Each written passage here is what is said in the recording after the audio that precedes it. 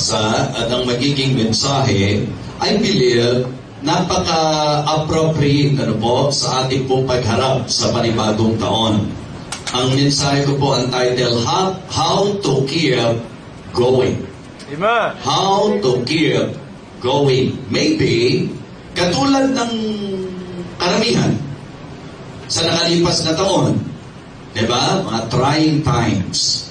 Diba? Mga dumaan tayo sa mga pagsubok, mga sandali na parang gusto nating bumigay, gusto nating bumitaw, panahon na parang ang pakiramdam natin, napapagod po tayo, o kaya posible rin po na dumating tayo doon sa point na parang naging routine and mechanical na lang ang mga ginagawa po natin. Okay? Parang posible rin na nakaranas tayo na ang pakiramdam natin sa sarili natin parang wala rin. Diba? Parang lack of motivations. Diba? Mga expectations na hindi na-meet. Mga bagay o karanasan na parang katulad ng sinasabi ng mga pumasok na kadhapo sa isang simpleng tula na ibinigay ko po kanina, parang alam niyo po yun, marami pong mga puposibleng magawa ang dyablo para tayo po ay kanyang discourage, para dumating tayo doon sa point na talagang gusto nating i-justify, na para bang reasonable and justifiable for us to quit and not to go on. You know, para sa akin po, sa study the Word of God, and even the people, yung mga tao ng Diyos sa Bible, most of them also experience that. Right. Ibig sabihin po, yung magkaroon ng ganong pag-iisip, yung ganong mga sitwasyon, kalagayan sa buhay, mga tagpo na parang ang hirap ng labanan, mga kapatid, I can say na napakarami pong tao sa Bible na nakaranas niya. At maging ang isang tao na hinahanga natin sa Biblia, in the person of the Apostle Paul, siya po ay gumamit ng mga salita na kung saan nagbigay po sa atin ng idea na talagang reality po yun. Mga talatang nagiging inspirasyon po natin, but actually po sa kanya, sa mga panahong ito'y kanyang sinasabi, mga nagbibigay ng idea sa atin na ibig sabihin, tumaan din po siya sa mga mabibigat na sitwasyon at laban sa buhay. At maring ngayon, nakahakbang na kayo sa A1 ng 2017, o posible rin po na parang hindi mo alam, para bang gusto mo ngayong magsimulang muli. Diba? Pero ang tanong mo, where do I begin? Right. Saan pa ako dapat magsimula? And how? Marahil sa presenting sitwasyon mo, itinatanong mo sa sarili mo, paano pa ako mananatili? Paano pa ako magpapatuloy? So I want to help all of you this morning using this message para tayo po ay maturuan ng Biblia kung paano po tayo magpapatuloy. How to keep going.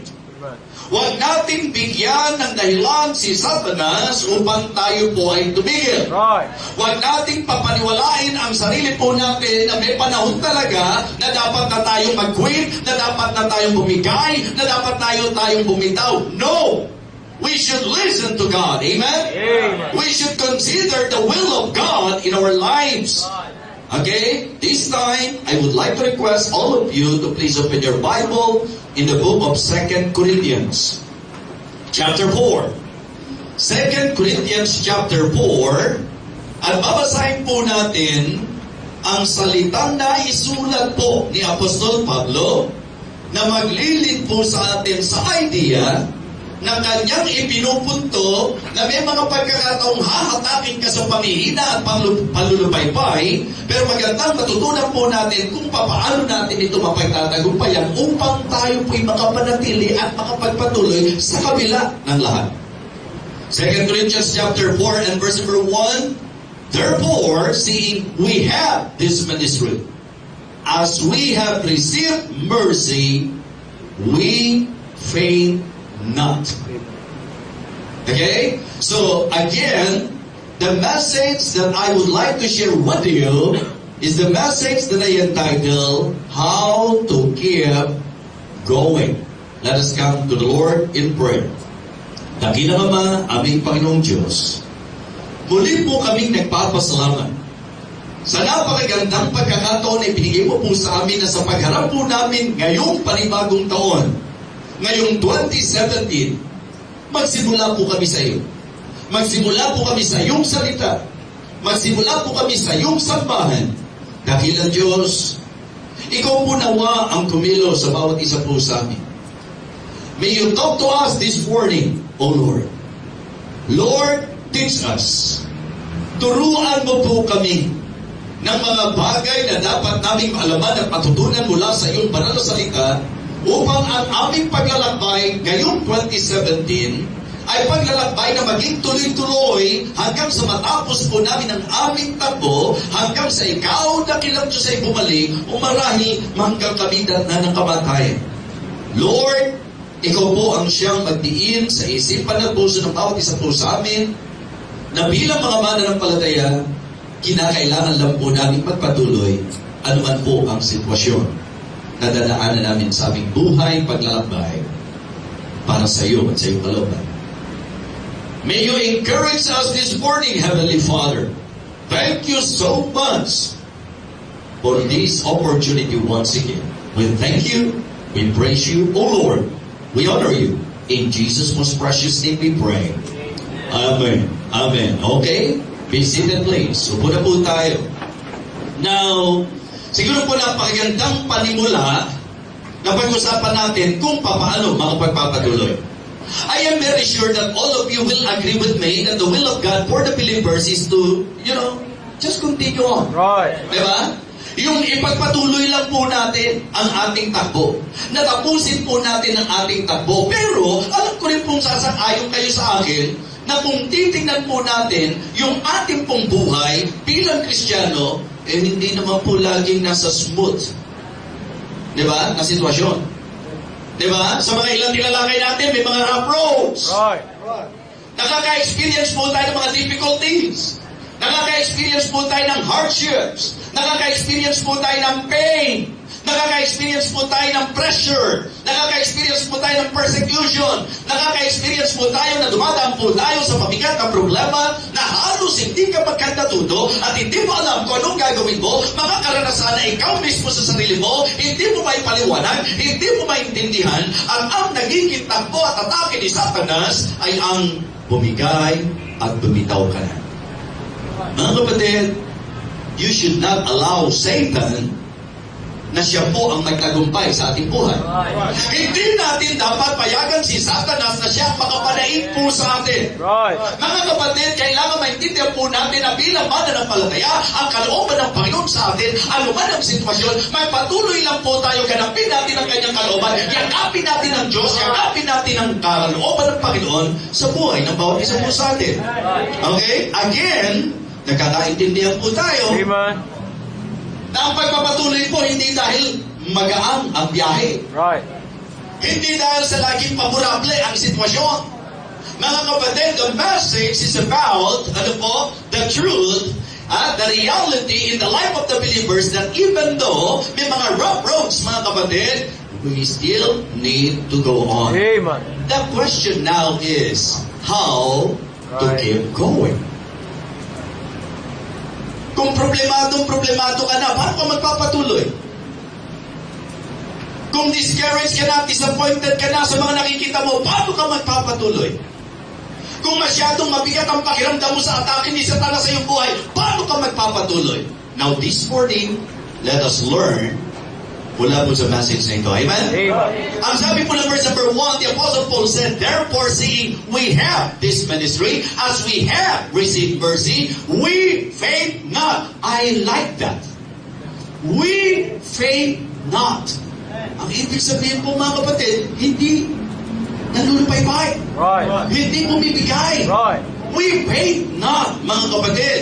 Alam niyo sa paalala ni Apostol Pablo, ang dami, let us not be weary in well-doing, for in due season we shall reap if we faint not. Kung mabasahin niyo po yung the whole chapter, sinabi ni Apostle Paul, we are troubled on every side. Yet not perplexed. Diba? Persecuted, but not forsaken. Cast down, but not destroyed. Okay? Always bearing about in the body the dying of our Lord Jesus Christ. So, ibig sabihin po, it is good for us to have an idea that the one who is speaking, si Apostol Pablo po, hindi niya sinabi to dahil magaan ang sitwasyon. Hindi niya sinabi to dahil magaganda ang sitwasyon. May mga nakaengkwentro siya, may mga pagsubok siya, may mga pressure sa buhay niya, may sakit po siya, may mga bagay na nagkukos ng pain sa kanya. But hey, still in his mind, mga kapatid, ang nais niya magpatuloy at kung paano si Apostol Pablo nagpatuloy, yan po ang ating matututunan ngayong umaga. Interesado po kayo? Okay?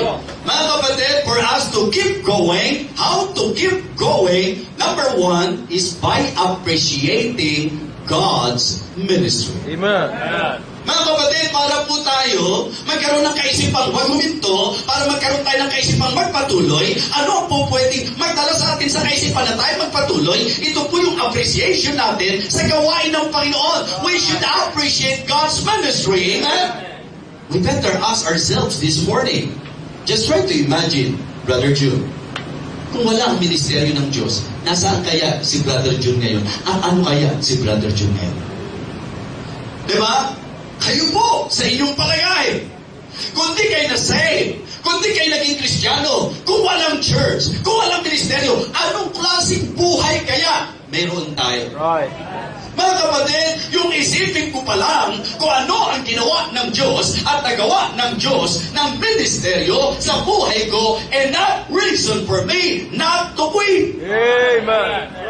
So para ako po magpatuloy, ang ginagawa ko po, ina-appreciate ko ang ministry. Binavalue ko po ang ministry.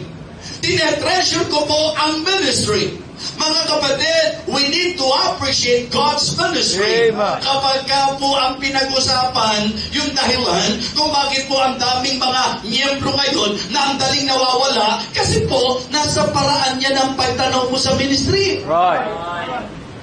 Bibitawan mo ba yung isang bagay na para sa iyo mahalaga? Good Kung point. itinuturing mo mahalaga ang ministry, bibitaw ka ba basta-basta? Bakit may mga Kristiyano raw sa panahon po natin ngayon, now you see, now you don't. On and off. Yung bang, ang dali-daling magpasya na hindi umatid. Rich. Ang dali-daling magpasya na tumalikod.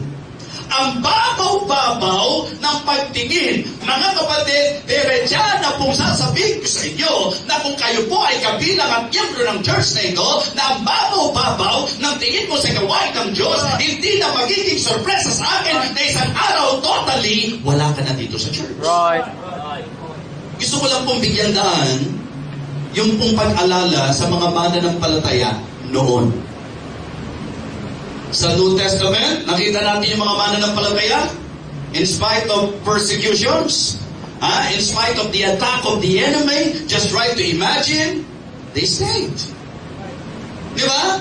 Yung mga persecution na inabot nila, pinagbababato po sila, tinutugis po sila, sinasaktan po sila, pero mga kapatid, palibasa, na-appreciate nila ang gawain ng Panginoon. They love the ministry, they love the Lord, they love the Word. Because of that, mga kapatid, kahit ang punto ng kamatayan, hindi nila katatakutan, yayakapin nila ang gawain ng Diyos. Amen. Mga kapatid, tatanong ko lang po sa inyo, ano ba nagawa ng church sa buhay ninyo? Diba? Natutuwa ba kayo may church kayo? Amen. Na-appreciate nyo ba yung ministeryo ng Panginoon? Amen. Diba? Something din ang laban natin sa mundo kung wala ang gawain ng Diyos. Mga kapatid, sa ilang mga paglihis natin, kung hindi sa gawain ng Diyos, mga kapatid, it is always good to remember that, hey, God is good because of His ministry. Amen. Dahil sa kanyang gawain. Diba? So, yung palang po, isipin natin God's ministry. Glorious ministry. Diba? Great ministry. Dakilang gawain, malwalahating gawain, at ang pinakamatindi nito, gawain ito ng Diyos. Diba? Kaya alam nyo kung sino po ang hindi basta mawawala? Yung sobrang na-appreciate niya ang church sa buhay.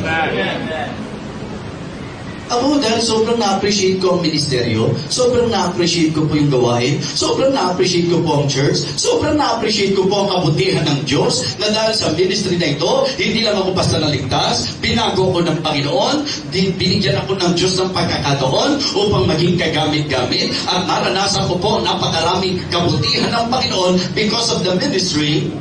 Mga kapatid, alam niyo po yun? Yung bang tinitingnan ko yung sarili kong wala akong utang na loob sa ministry, kapag ang ministry, iiwanan ko ng ganun-ganun lang. Right. Diba? Christians and members of the church should be grateful to God's ministry. Amen. Oo.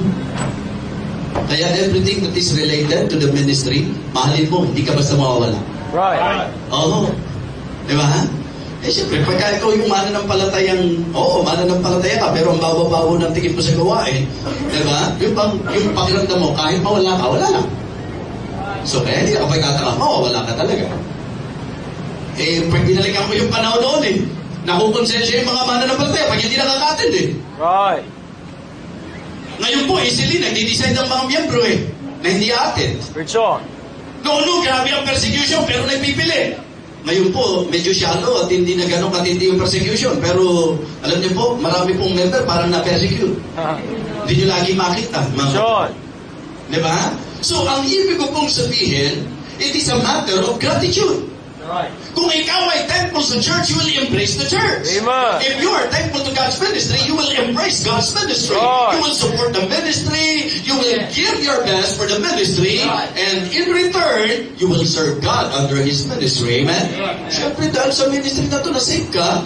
Dahil sa ministry na ito, binago ka ng Panginoon. Dahil sa ministry na ito, gumandatakbo ng pamilya nyo. Dahil sa ministry na ito, nakakapag-ministeryo ka. Dahil sa ministry na ito, choir member ka. Hindi po nakakalungkot po Ha? Yung miyembro ng choir, sandali-sandali lang, pwedeng iwanan. Preach on. Ganun ba ang value ng ministry sa atin? Samantalang pagka pinag-usapan ng Diyos, how He committed His life and how He committed Himself to us, grabe po yung kanyang commitment. Tapos tayo, pagka sa ministeryo, pagka gusto mo, oo, pero pagka may toyo ka, wala. Preach on. Tapos magtuturo ka pa ng kung sino, na-open ako sa kanya, na-open ako sa kanya. Huwag mo nang lokohin ang sarili mo. Right. Hindi ka naman pumunta rito dahil sa kanya Tama.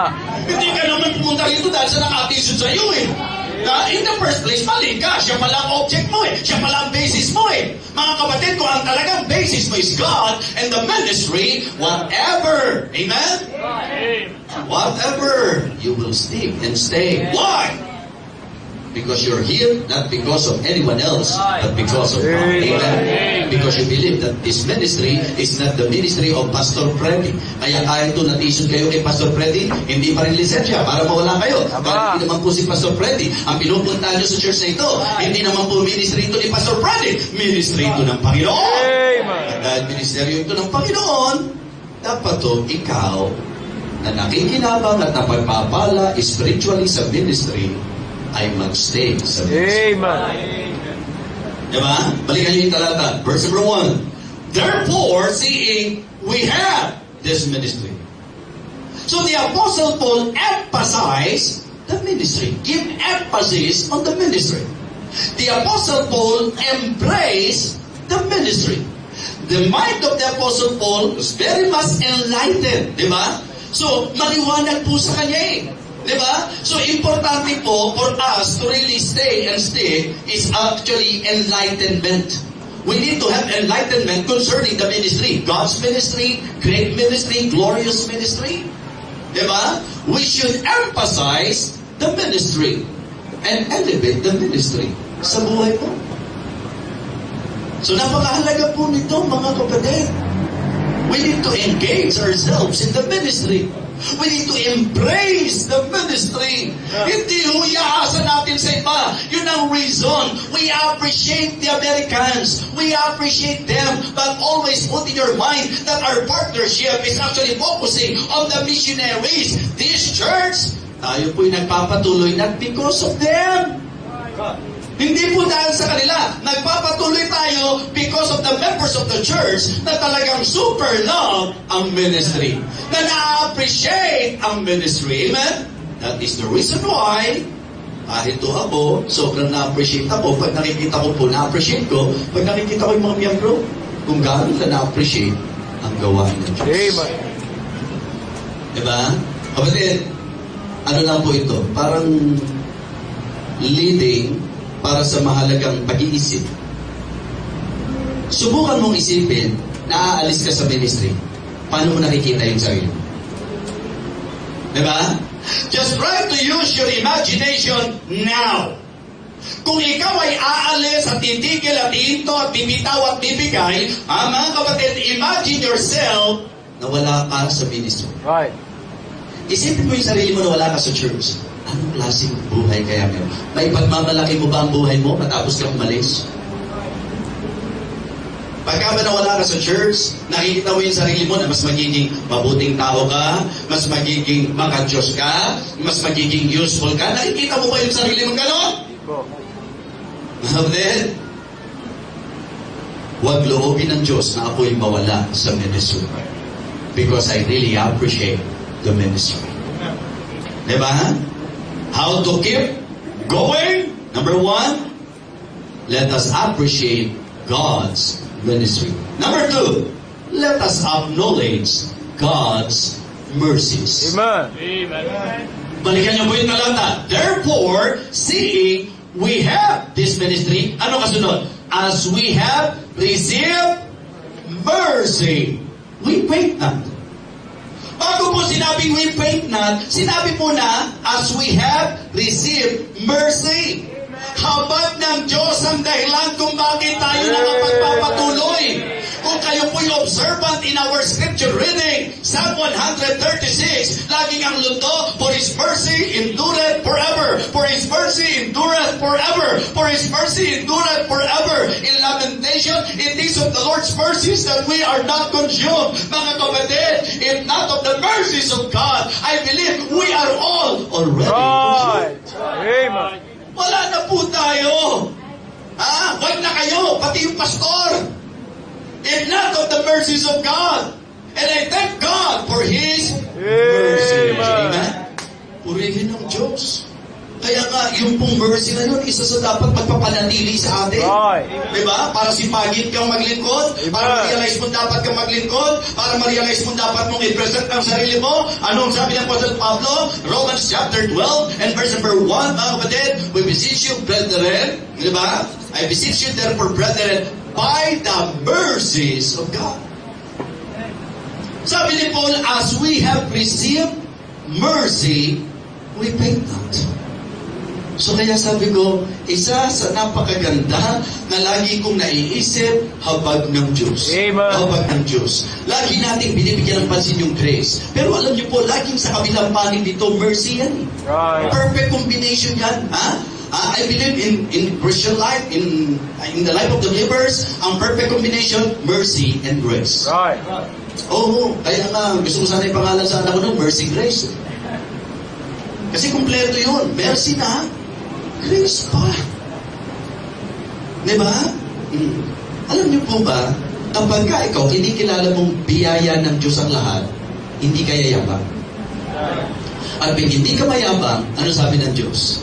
He giveth grace unto the humble. Di ba ba? Pero mga kapatid, ang isang tao po na totoo, na kinikilala niya na ang lahat mercy ng Diyos, hindi yayabang. Right. Pag hindi ka yayabang, sasagana yung grace. Nakakasunod po kayo? Amen. Hindi po ba ang sabi ng Bible, He giveth grace unto the humble. He resisteth the proud, but giveth grace unto the humble. So meaning, ang entitled sa grace, yung humble. Right. Diba? At para ako maging humble, I need to acknowledge in my life God's mercies. Kinahabagan lang po ako ng Diyos. Kaya hindi ako pupunta sa impyerno, hindi dahil mabait ako. Kaya hindi ako pupunta sa impyerno, hindi dahil magaling ako. Hindi ako kaya pupunta doon sa hindi ako pupunta sa impyerno dahil sa mga pinagagawa ko, mga kapatid. Kaya hindi ako pupunta sa impyerno, kinahabagan ako ng Diyos. Amen? Not of works of righteousness which we have done, but according to His mercy, He saved us Yun po ang sabi ng Titus chapter 3 and verse number 5. Siguro maganda basahin ninyo para mas ma-appreciate ninyo. Titus chapter 3, verse number 5. Sabay-sabay. Ready? Begin. Not of works, by works of righteousness, which we have done. But according to His mercy, He saved us by the washing of the regeneration and renewing of the Holy Ghost. Okay? 1 Timothy chapter 1, verse number 12, 13 hanggang 15. Sige po. Bagong taon na ngayon. Matuto na tayong magbasa. Amen? Amen. Ha? Okay. At pagka tayo nagbasa ng salita ng Diyos, medyo basahin po natin na inuunawa natin at damang-dama po natin. Alright? Here is the man, the Apostle Paul. In verse number 12, ano po ang sabi niya? Okay. And I thank Christ Jesus my Lord. Ready? Begin. And I thank Christ Jesus my Lord, who hath enabled me, or that He counted me faithful, putting me into the ministry. Verse number 13. Who was before a blasphemer and a persecutor and injurious, but I obtained mercy because I did it ignorantly and unbelieving. Mga kapatid, sabi ni Paul, therefore, diba? Seeing we have this ministry, as we have received mercy, we faint not. Kung paano yung biyaya ng Diyos kinikilala mo, sa nakikita ko po, ganun mo rin dapat kinikilala yung kahabagan ng Diyos. Amen. Alam niyo po ba mga kapatid, na kung tayo po isisintensyahan ng Diyos na no mercy, yung aalisin mo yung mercy, sabi nga ng Lamentation, consumed na tayo. Yung idea po ng consume, lipol. Ibig sabihin, nalipol na po tayo, mga kapatid. Ha? But again, it is of the Lord's mercies that we're not consumed. For you to better appreciate what I am saying, okay, Lamentation chapter 3, please. Verse number 20. Lamentation chapter 3.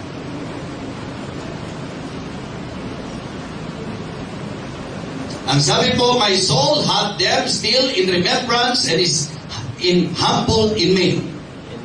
Tuloy-tuloy po. Tuloy-tuloy. This I recall to my mind. Therefore, have I hope. Tignan nyo ho. Pag inangatan nyo po yung talata, grabe po yung mga madamdaming pahayag po dyan. Diba?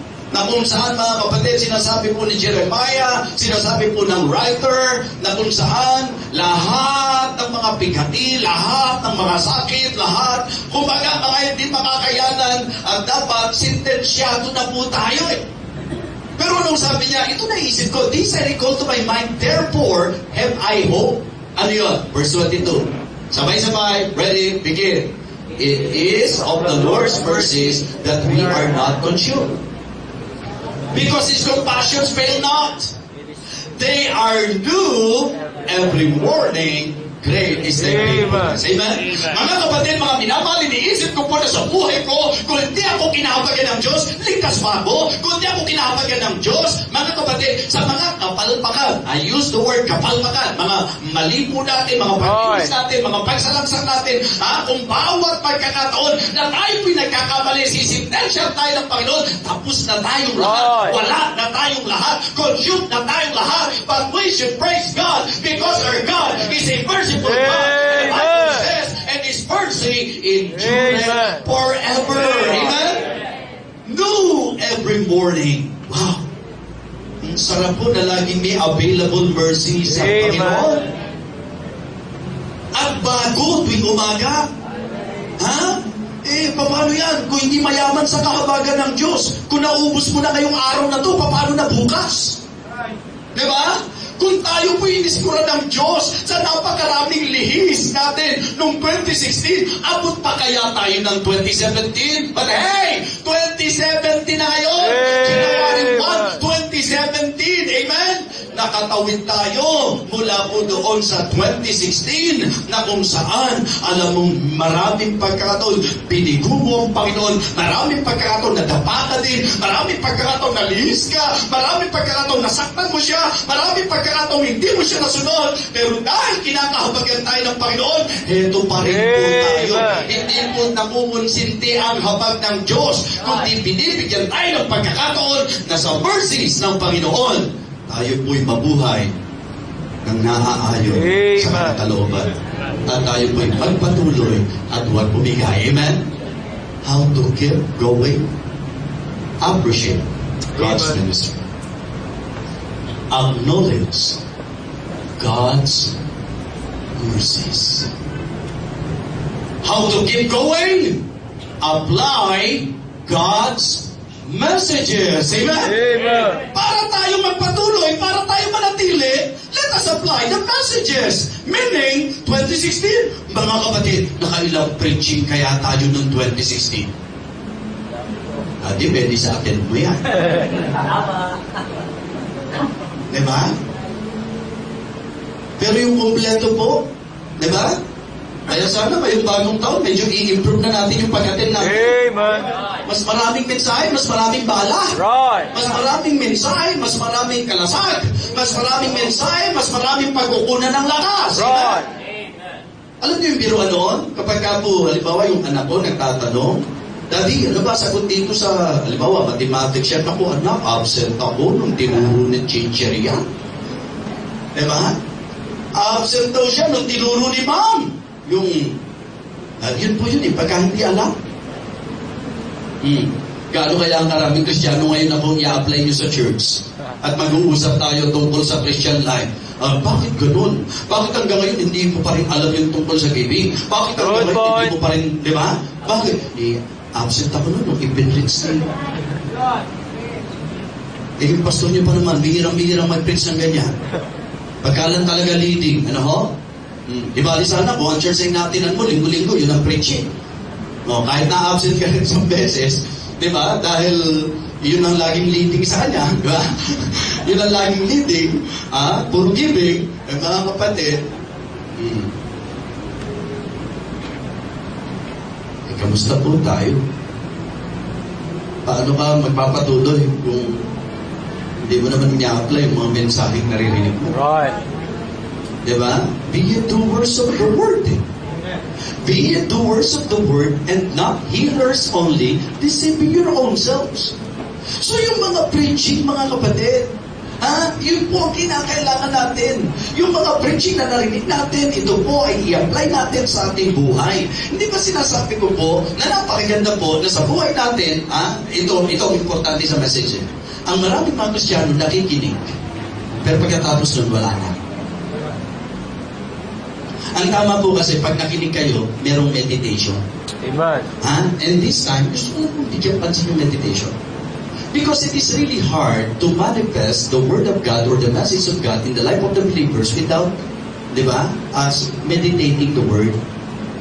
Kumbaga, how can you expect na magbibigay ng sustansya kung di inuyang mabuti? Yun po ang pinagtataka ko eh. May mga tao kain ng kain, pero parang hindi ko makita yung kinain. Kasi kain lunok lang ng lunok. Maraming mga members, maraming mga umatin, ganun po. Pag umatin, lunok lang ng lunok. Mga kapatid, na pag-aralan namin noon sa nutrition ba yun? Yung tamang nutrition, mahalaga po ang pagmuya. Kaya kahit po post-it na kayo, mga kapatid. Yung ba po, gilagid na lang eh. Di ba? Alam niyo po, yung palang pag-grind nung yung pagka talagang, di mo ba? So, doon pumapasok yung ibig sabihin, yung nutrients. Yan po ang sabi ni Ma. May advantage po pag inumo yan ng tama. Di ba? Napakahalaga po nun. Kaya nga, di ba ngayon, pagka may mga nag-aalok minsan, ng mga food supplement, di ba? Anong kaibahan? Bakit to kapag di ba, pagka capsule o kaya tablets, parang mas effective daw kapag halimbawa, yung nasa, ano ba tawag doon? Yung parang liquid, yung sweet syrup, yung gel, kasi pasok daw po kaagad yung parang nakaano na siya eh. Di po ba naka-ready na siya eh? Alam niyo po, sa mensahe, napakalaga po ng meditation. Hindi kayo nakabisa yung outline, nareglado na kayo. No! Hindi nyo kailangan kabisaduhin ng outline. Ang kailangan po, mga kapatid, namnamin nyo po yung bawat outline. Ibig sabihin, pagbulayan nyo po, pag-aralan nyo po, pag-isipan nyo po, pagkaisipin nyo po yung mensahe. Ano po ang makukuha natin sa mensahe? Mga kapatid, unawaing mabuti ang mensahe. So meditation before manifestation. Hindi po pwede right away mamamanifest yan ng hindi. No. Kainin mo munang mabuti. Namnamin mo munang mabuti. Nguyain mo munang mabuti. Ganun din po sa bawat mensahe, mga kapatid. Pakinggan yung mabuti. Unawain yung mabuti. Namnamin yung mabuti. Pag-aralan yung mabuti. Nguyain nyo, mga kapatid. Hanggang sa makita natin ang manifestation nito sa buhay natin. Diba? Napakalaga po na ngayong taon na ito, ang maging lakas natin para magpatuloy yung mga messages. Pag kayo ba, tinanong ko kung may naiisip kayo mensahe ko ng 2016, makakasagot kaya kayo kahit isa? Wala akong dami po, blessing na po eh. Oo, magbigay ka lang isa. Basta blessing po, blessing. Blessing, di mo matandaan. Diba? Kaya nakakatuwa yung mga mananampalataya na kapag kinausap ka, Bishop, hindi ko po makalimutan yung pinreach po, yung tungkol sa ganito pong mensahe. Ibig sabihin nun, nag-stick sa mind. Diba? Binigutulong ba yung mensahe? Ha? For you to keep going? Amen. Ang laki-laki ng naitutulong. And that is actually my evaluation. How come that in our setup, knowing that I am an evangelist, how come na ako po, kung tutusin, preaching lang halos eh. Pero ba't nandito kayo? Ano nag-hold sa inyo? Message. Right. Amen. I believe if not of the message, wala na rin po kayo. So how to keep going? Mga kapatid, apply the messages. Apply God's messages. Appreciate God's ministry and acknowledge God's mercies. Atin pong dapat maisip na para tayo magpatuloy, ano man ang atake ni Satanas, then let us apply the message of God. May mga nagsasabi, bless a message ngayon. Kaya wala ka pa doon sa sitwasyon. Nagagamitin mo yung mensahe na yan. How about, pag dumating ka doon sa pagkakataon, yun ang reason kung bakit pagka nakikinig ka, talagang dapat ina-absorb mong mabuti. Diba? Meditate before manifestation. Diba? Absorb before application. Kailangan i-absorb mo muna bago mo i-apply. Diba? So napakahalaga po nito, mga kapatid. Kaya ang tanong ko po, kung pag-uusapan natin ang takbo ng buhay ng maraming mga Kristyano, bakit marami po ang madaling nawawala?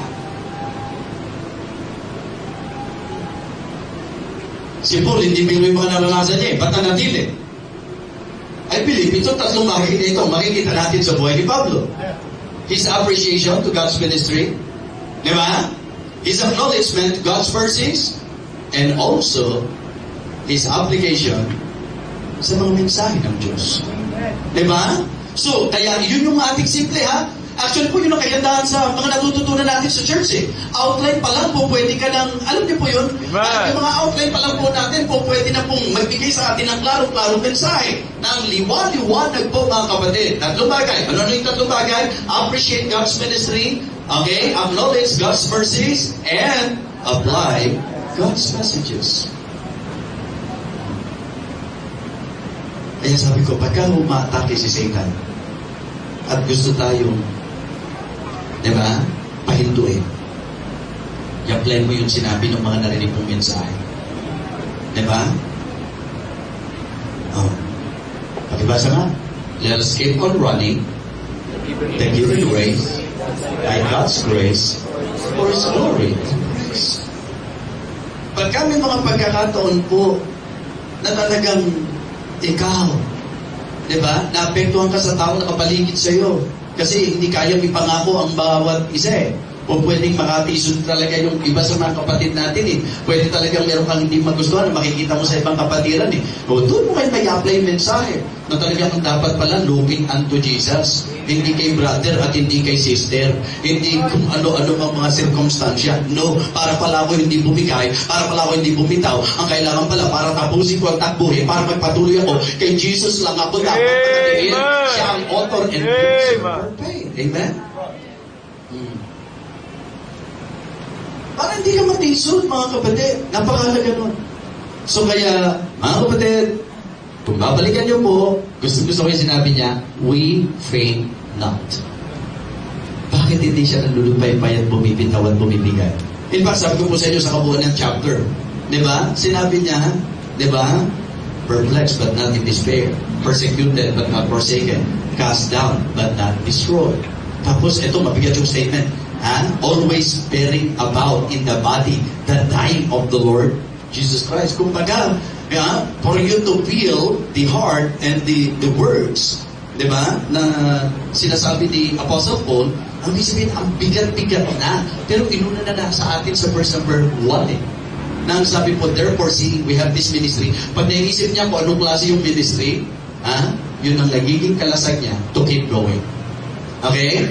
Pagka kinikilala niya yung mercy ng Panginoon, yung mercy na yun, ang nag-aatid sa kanya sa kaisipan to keep going. And then, in applying the message, yun po ang magiging resulta, you will surely keep going. How to keep going? Malinaw. Appreciate God's ministry. Na-appreciate niyo po yung church? Amen. Nakita niyo po nagawa ng ministry sa buhay niyo? Naisip niyo po ba kung paanong kanyang kasaya ang buhay niyo ngayon? Kung kaano kayo ka-healthy bilang Kristiyano? Naisip niyo ba na dahil sa ministry yan? Kung paano kayo nagagamit ng Diyos? Hindi ba dahil sa ministry yan? Amen. Mga kapatid, yung pong mercy ng Panginoon, naisip niyo ba na kundi sa habag ng Diyos, consume na tayong lahat? Salamat sa habag ng Diyos. Salamat sa awa ng Panginoon. Salamat kinawan niya tayo. Salamat at hindi tayo basta sinisiptan siya ng Panginoon. That our God is really a merciful God and His mercy endureth forever. His mercy endureth forever. His mercy endureth forever. Amen. Sa lahat ng talata halos inilagay ng Psalm 136 laging ang paglulundo at ang diin. His mercy endureth forever. His mercy endureth forever. Pwede kang hindi bumigay. Pwede kang hindi bumitaw. Why? Because His mercy endureth forever. God's mercies. You just need to acknowledge God's mercies and then apply God's messages. Diba? Useless po yan. Kahit itong buong 2017, kahit na magagandang mensahe ang barinig niyo, kung hindi naman kayo doer of the word, kung hindi nyo rin i-apply, nagsayang lang po tayo ng panahon. Gaano po karami ang sinayang mong mensahe noong 2016? I hope and I pray na tayo po, para magpatuloy at manatili, let us apply God's messages. Amen?